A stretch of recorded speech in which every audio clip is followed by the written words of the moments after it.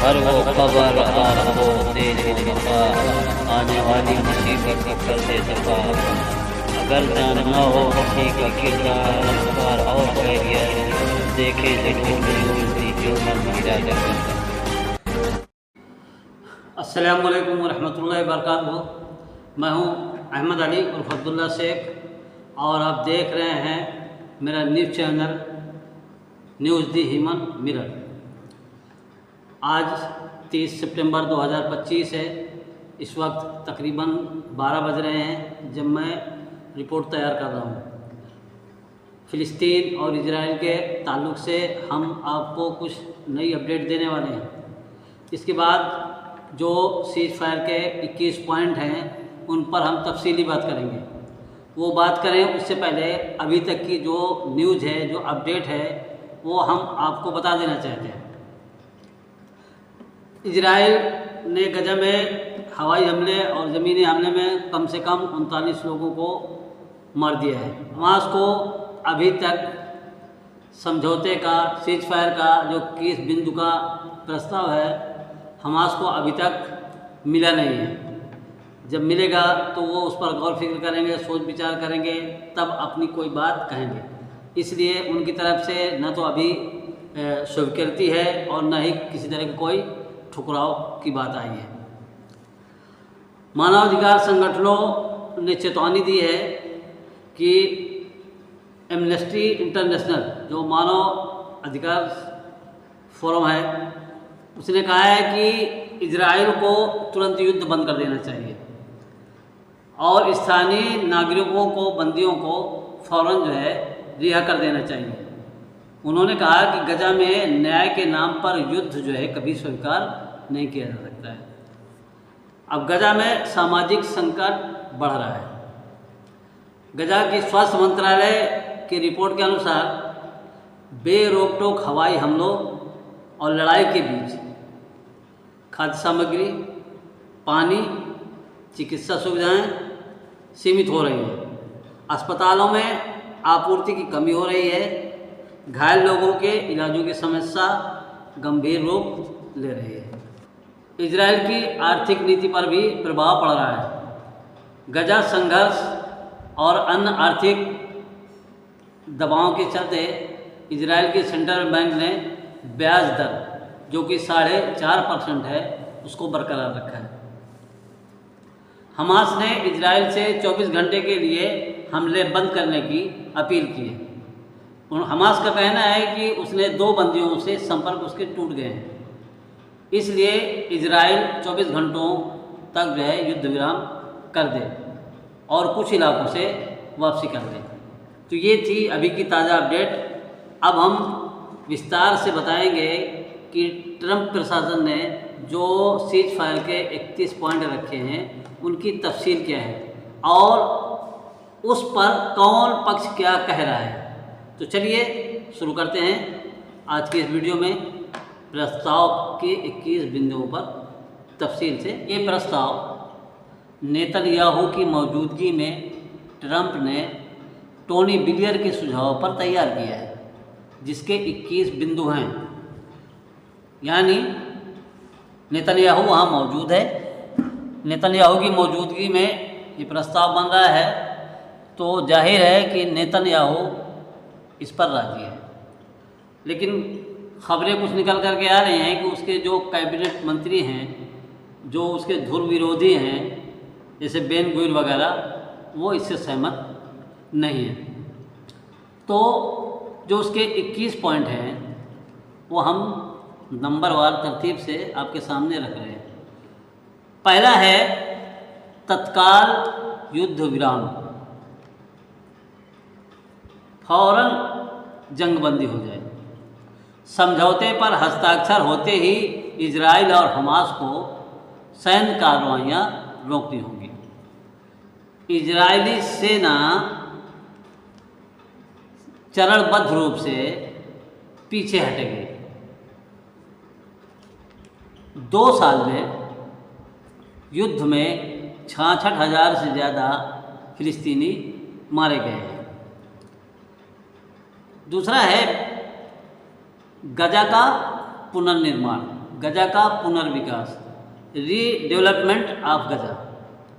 गजा को उसके निवासियों के फ़ायदे के लिए फिर से बनाया जाएगा, जिसमें बुनियादी ढांचे में स्कूल, अस्पताल वगैरह होंगे। तीसरा बिंदु है होस्टेज रिलीज, बंधकों की रिहाई।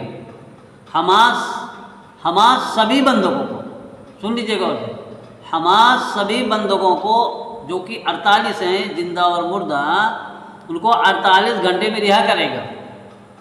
बदले में इजराइल 500 से ज़्यादा, सभी नहीं, सभी हमास से छुड़वाए जाएंगे, मगर इजराइल सभी बंधकों को नहीं छोड़ेगा, 500 से ज़्यादा बंधकों को, फिलिस्तीनियों को छोड़ेगा। ये समझ लीजिए पहचान। फिर चौथा बिंदु है हमास का निरस्त्रीकरण। हमास को सभी हथियार छोड़ने होंगे, शांतिपूर्ण सदस्यों को माफ़ कर दिया जाएगा। ये इजराइल की मुख्य मांग है। इजराइल की डिमांड ये है कि हमास सारे हथियार छोड़ दे, जो शांति से रहना चाहेंगे उनको माफ़ कर दिया जाएगा। अब गीता की स्थापना, गजा इंटरनेशनल टेरिटरी अथॉरिटी ये बनेगी। अंतरिम शासन के लिए गीता बनेगी, जिसमें ट्रम्प, टोनी ब्लेयर और कुछ अरब प्रतिनिधि होंगे। ये टोनी ब्लेयर का सुझाव था कि गीता की स्थापना की जाए। छठा है ISF, इंटरनेशनल सिक्योरिटी फोर्स।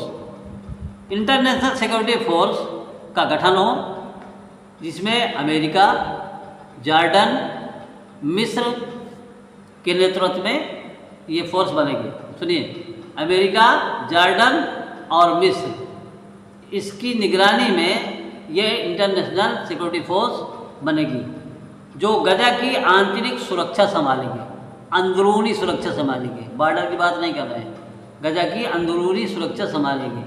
यानी आप समझ जाइए कि गजा के लोगों पर शासन ट्रंप का, टोनी ब्लेयर का, कुछ एक अरब देशों का, और जो सिक्योरिटी होगी, सिक्योरिटी में अमेरिका होगा, मिस्र होगा और जॉर्डन के फौजी होंगे। और ये फिलिस्तीनी पुलिस को प्रशिक्षण देकर के ट्रेन करेंगे। अब सातवां है फेज इजराइल विड्रॉल, चरणबद्ध तरीके से इजरायली सेना को बाहर होना। इजरायली सेना की चरणबद्ध वापसी, IDF, इजराइल डिफेंस फोर्स, गजा से धीरे धीरे हटेगी। पहले टेरर फ्री इलाके, जहाँ कोई झगड़ा नहीं है, जहाँ कोई खौफ नहीं है, ये पहले टेरर फ्री इलाके इंटरनेशनल सिक्योरिटी फोर्स को ये IDF यानी इजरायली सेना की जो नई फोर्स बनेगी, इंटरनेशनल सिक्योरिटी फोर्स, इसको पहले वो इलाके देगी जहाँ कोई दंगा नहीं, कोई फसाद नहीं है, टेरर फ्री है, कोई खतरा नहीं है, वो इलाके खाली करके देगी। आठवां है मानवीय सहायता का विस्तार। जो इंसानी ज़रूरत की चीज़ें हैं उनमें इजाफा होगा, उनमें बढ़ोतरी होगी। इजराइल कहता है कि वो सहायता बढ़ाएगा, भले ही हमास उसको इनकार कर दे, लेकिन इजराइल कहता है कि हम ये सहायता बढ़ा देंगे। UN और रेड क्रिसेंट की भूमिका से भूखमरी को रोका जा सकता है, जिससे 2.4 मिलियन लोग प्रभावित, यानी 24 लाख लोग इससे भूखमरी से प्रभावित हैं। तो ये सहायता बढ़ेगी तो भूखमरी से बचाया जा सकता है। 9वां बिंदु है सीमा नियंत्रण तंत्र, बॉर्डर सिक्योरिटी मैकेनिज्म। इसराइल, मिस्र, जॉर्डन के साथ, इसराइल जो है मिस्र और जॉर्डन के साथ डिकॉन्फ्लिक्शन मैकेनिज्म बनाएगा, जिसके जरिए हथियारों की तस्करी को रोकना है, जिसका प्रभाव यह होगा कि सुरक्षित व्यापार होने लगेंगे। 10वां बिंदु है इजराइल का कब्जा न करने का वादा। इजराइल ये वादा करेगा कि वो फिलिस्तीन पर, इसराइल गजा पर कब्जा या विलय नहीं करेगा, ना तो गजा पर कब्जा करेगा, ना गजा को अपने इसराइल में मिलाएगा।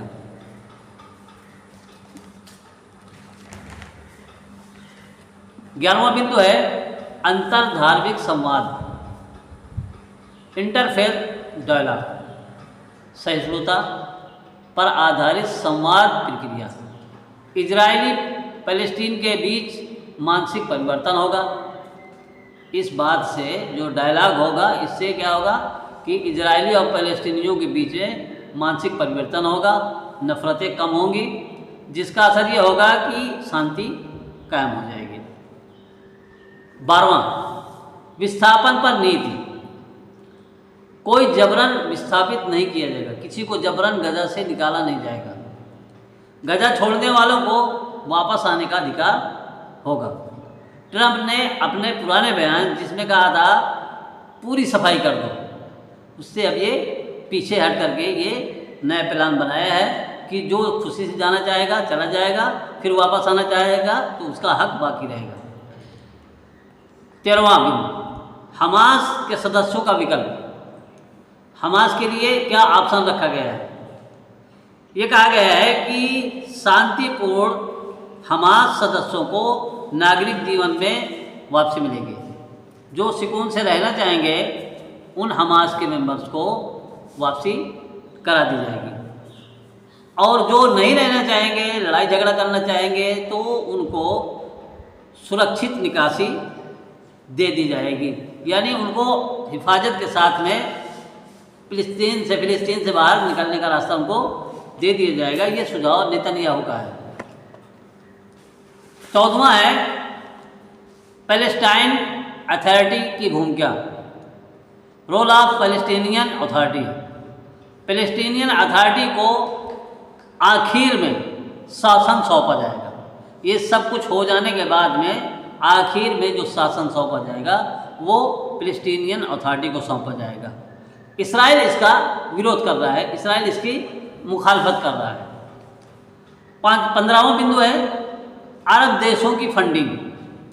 सऊदी अरब, यूएई आदि से निर्माण फंड लिया जाएगा, और इजराइल और अमेरिका जिन लोगों ने लोगों को मरवाया है, बिल्डिंग बर्बाद कराई है, पूरे गजा को नष्ट करवाया है, वो एक फुटी कौड़ी नहीं देंगे।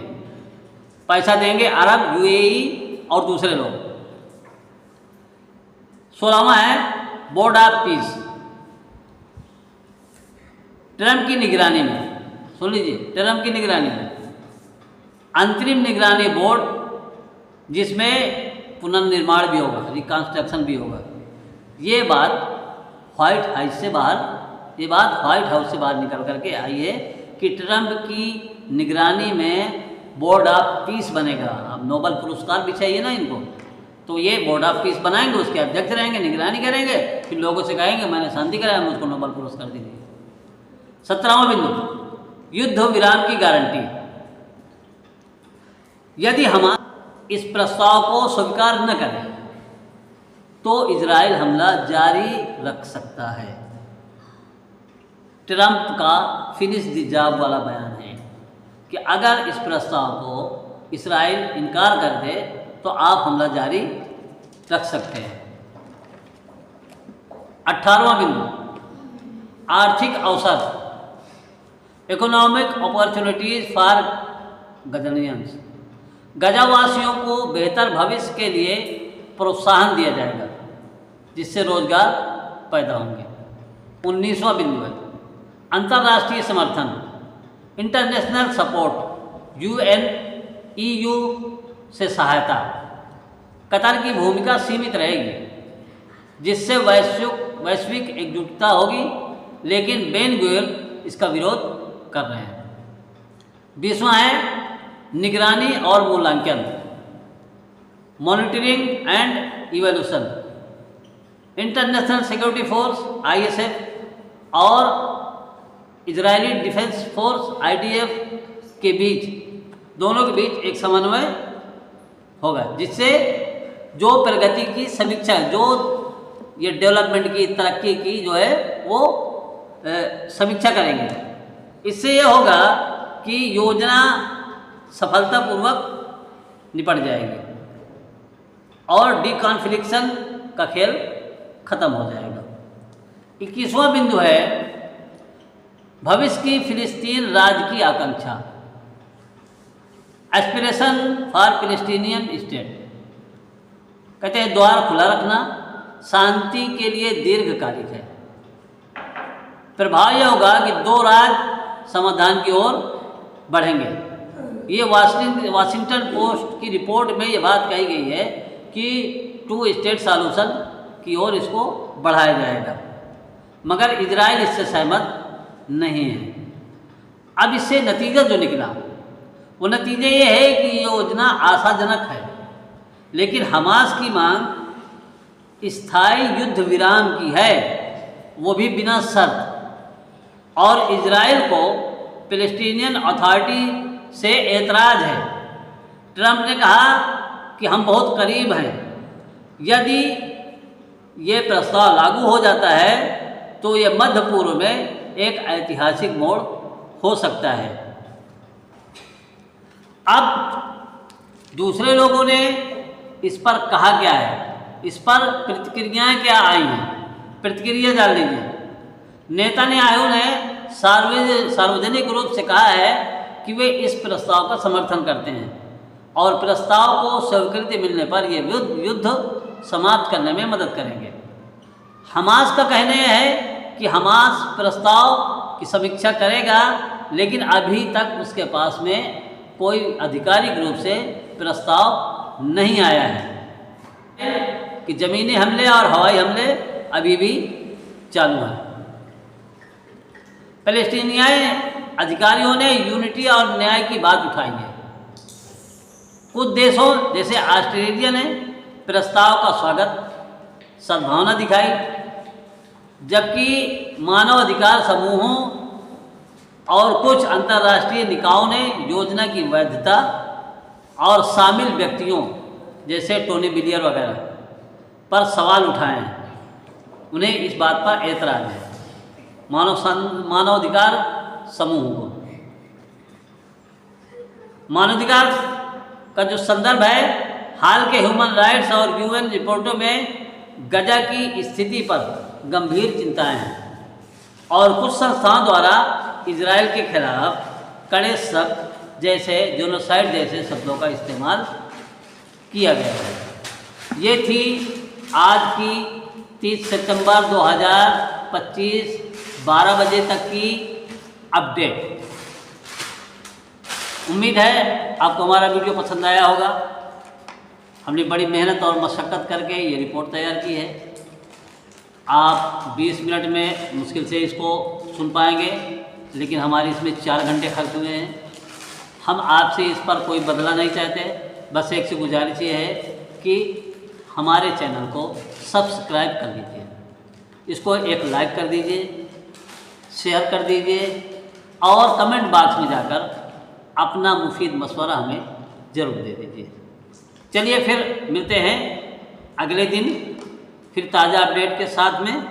तब तक के लिए हमें दीजिए इजाज़त। फिर मिलते हैं। आदाब, अस्सलामु अलैकुम।